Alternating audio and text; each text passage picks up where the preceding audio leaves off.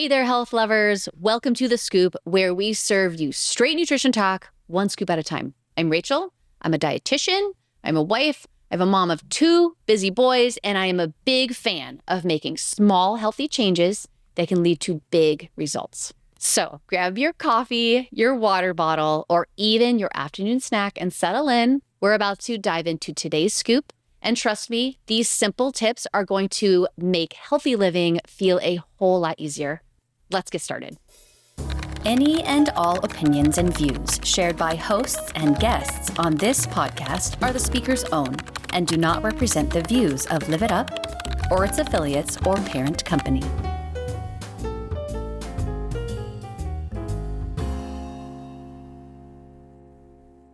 Welcome back to The Scoop, serving straight nutrition talk, one scoop at a time. I'm your host, Rachel. I am a dietitian, and today we are going to talk about meal prep made easy. So, micro habits for consistent, healthier eating. Do you want to eat healthier without the stress? Meal prepping, even just for one meal, can make all the difference. Listen, we've all been there. You've had a long day at work. You've spent all afternoon helping with homework or in shuttling the kids around to their activities. You are tired. You are hungry. And so is everyone else around you. And now comes the dreaded question, dun, dun, dun, what is for dinner?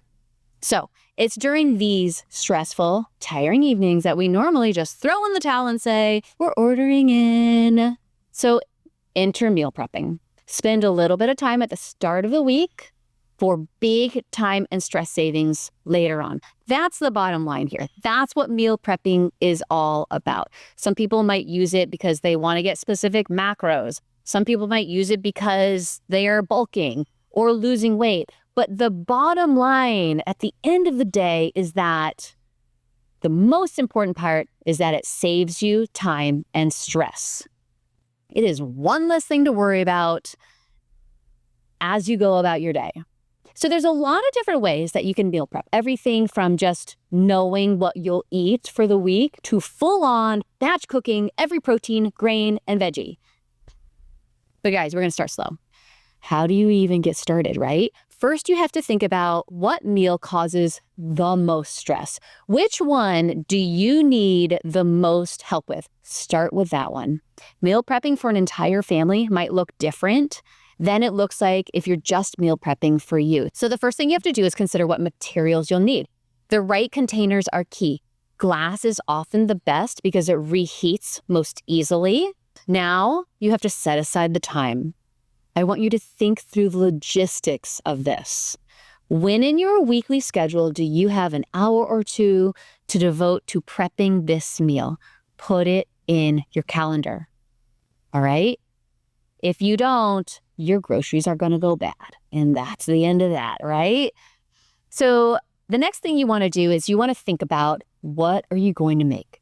What protein will you have? What vegetable are you going to have? What grain, if any, are you going to have?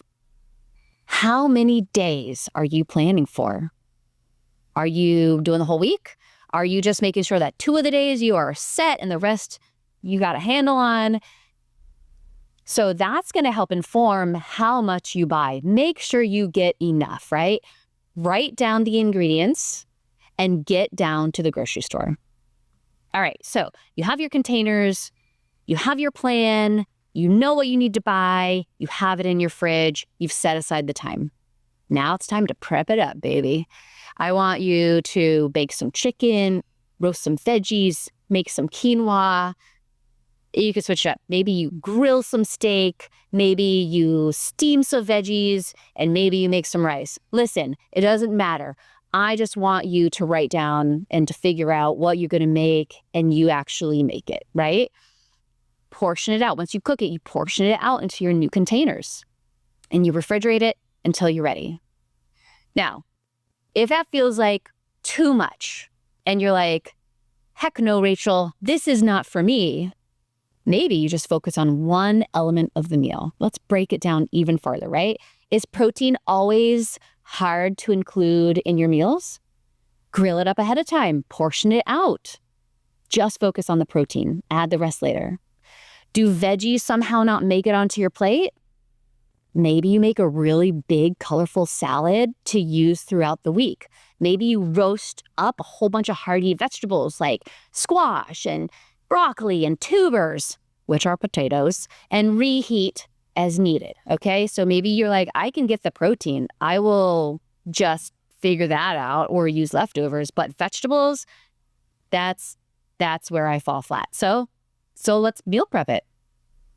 Maybe breakfast is the place that you want to focus on.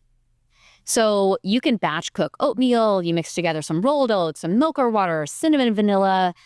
You know, you can even add extra protein powder to that if you want, or nut butter, mix in some nut butter, cook it up, pour it into a baking dish, cover it, refrigerate, take out one portion each morning, heat it back up, add some chopped nuts, maybe a little honey or maple syrup, add some fruit, you've got your breakfast. Or you could hard boil a bunch of eggs, put them in the fridge. You could not only use that for breakfast, it could be with part of a snack. It could be with part of a meal. Listen, nutrition tidbit, eggs will not raise your cholesterol, all right? I feel like most people are now like clued into this, that eggs are not a bad guy, but that was a nutrition myth for a long time that eggs were a bad guy. Eggs are not a bad guy. Have a couple a day, you're good. With the caveat of if your cholesterol is already high, then you probably do need to watch out with the amount of cholesterol you're having. So just like think about your own circumstance. All right. That's how you gotta work it. So you could actually prep some yogurt parfaits. You could add some Greek yogurt, some fruit, some nuts. You could add the nuts, like just have them on hand for when you're ready to eat so they don't get all soggy like in the fruit and the yogurt. But you could prep that out. I mean, that's something you could absolutely do. You could also meal prep something like overnight oats or even scrambled egg burritos. There are lots of recipes out there where you scramble up the eggs with like a little salsa or some veggies. You put them in a burrito and, you know, with some cheese, and you wrap it up and you freeze it. I mean, that's meal prep that lasts longer than a week, right? So I want you to do a little digging. I want you to really, really understand like what you want to accomplish here. What kind of recipes are you into? And set aside the time. And for even more micronutrients, don't forget, you could whip up your favorite greens powder as a side. So let's say that dinner for the family is the hardest, and this is where you want to focus your meal prep on. How can you batch cook for that? You actually want to think about it a little differently, right? Because that's pretty tough to batch cook for, because that would be a butt ton of food. So I want you to instead think about how you can reuse leftover ingredients from a previous meal to make for the next night's meal. This is how you can do it. So think about this. Sunday night, you make a big roasted chicken along with veggies and some sort of whole grain for the family. Monday, you can use the leftover chicken, shred it up, and use it for chicken tacos. Or dice it, use it for a chicken casserole. Or for chicken veggie soup. Toss in the extra grains, toss in the vegetables too. You have yourself a second meal without having to recook a protein. Now, if you have some busy days ahead, you actually can make a huge pot of soup or a big pot of chili or freeze a big batch, you know, of any of these types of foods like a casserole, and you can save it for one of those really crazy days where just reheating something makes the most sense. The other thing that you can do, like if you have time to cook, but like chopping vegetables is like something you either hate or don't have time for, chop them ahead of time. Or you could actually just buy them pre-chopped. Like there is pre-chopped vegetables in the grocery store. They cost a little extra, but maybe that price is worth the time saving for you. You could even cook some ahead of time. You know, some vegetables do really well when reheated, when cooked ahead of time and then reheated. Things that are heartier like broccoli and potatoes. Those work really well. Even green beans, if you slightly undercook them and just like give them a quick saute or like a quick little like steam, but you've already like cut off the ends and washed them and done the majority of the cooking, that time saving could mean the difference for you, right? So prepping ahead of time is an excellent way to save time during the week It also helps you save money by not eating out as often, and it's usually a little bit of a healthier option, right? So if you have time to cook, but you just have a tough time deciding what's for dinner, then you can use my preferred method of preparing, which is more of just planning without the hassle of cooking ahead of time. Because let me tell you, I'm not a big meal prepper. I meal prep, but it's actually for my kids, right? My oldest loves these high protein pancakes that I make. And so I'll whip up a big batch and I'll freeze those. And this way, in the mornings, I can just like pop it in the toaster or the microwave each morning, add some like fruit to the side, and that made my morning easier. The way that I stay on track is actually to meal plan, right? So I'll sit down on a Sunday and I'll look at the calendar for the week. I'll look at the weather. Yes, I think about the weather when I meal plan. And I decide what we're going to eat each night. If the calendar is packed that day, I'll make sure that the meal is either leftovers or a really quick 30-minute meal that, I've put together before and that the family likes. If I have more time, I can plan meals that take a bit more time. If it's raining, I'm not going to grill. If it's cold, I'll more likely be to bake or make soup. Man, I love soup season. I am happy that it is coming up for me. So that's how I take my calendar and the weather and I make it into the meal plan, because you could go to the grocery store and you could get all the things you might need for the week. Like a lot of people go to the grocery store without a plan. They're just like, let me get some protein, let me get some vegetables, let me get some grains, let me get stuff for breakfast, let me get stuff for lunch. And then they come home and it's all there, but there is no plan, which means that you get home from a busy day and you are in your brain fog and you're a little hangry. That doesn't leave a lot of room for you to decide what ingredients you're going to put together to make a meal, even though all the ingredients are there. That's why I find that doing that little bit ahead of time makes so much sense for me.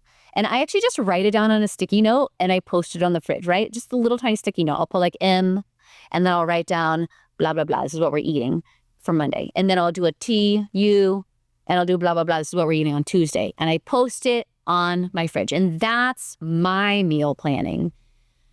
So while I'm meal planning, while I'm figuring out like which recipes are we going to do this week, I'm also keeping a grocery list at the same time, because this is allowing me to look at the recipe, see what ingredients it needs, for me to figure out if we have those ingredients already, like, herbs and spices, we might already have those ingredients. Or if it's like, oh crap, I need more breadcrumbs, for this, I have to go get those. So I'm making the grocery list. And then I head out to the grocery store and I get all the things that we need for the week. Now, when the week gets hectic, I am a little less stressed because I know what we're having each night. And I know that we have the ingredients on hand to do so. Well, most of the time. There are some times where I'm like, whoops, forgot to get the lemon. But usually it feels good. I have the stuff and I know when I'm going to use it. Okay? All right, so we talked about some macro things about meal prepping. We talked about some micro things about meal prepping. So now it's your turn. How will you make your week a little less stressful? What resounded with you for what we talked about? Does doing a full meal prep feel achievable for you? If so, more power to you. Make it happen. Does making just the protein feel right? Great. Figure out which proteins you want to make it happen. Does prepping breakfast fit a need in your busy day? Awesome. What are you going to make? How are you going to do it? Could be as easy as a smoothie. Remember, we're building a micro habit, so start small. Pick one thing to accomplish this week. Where does your life need the biggest boost? Start there. Write it down. Make a plan. You can do it. Share in our judgment-free zone. I would love to know what you're going to do this week.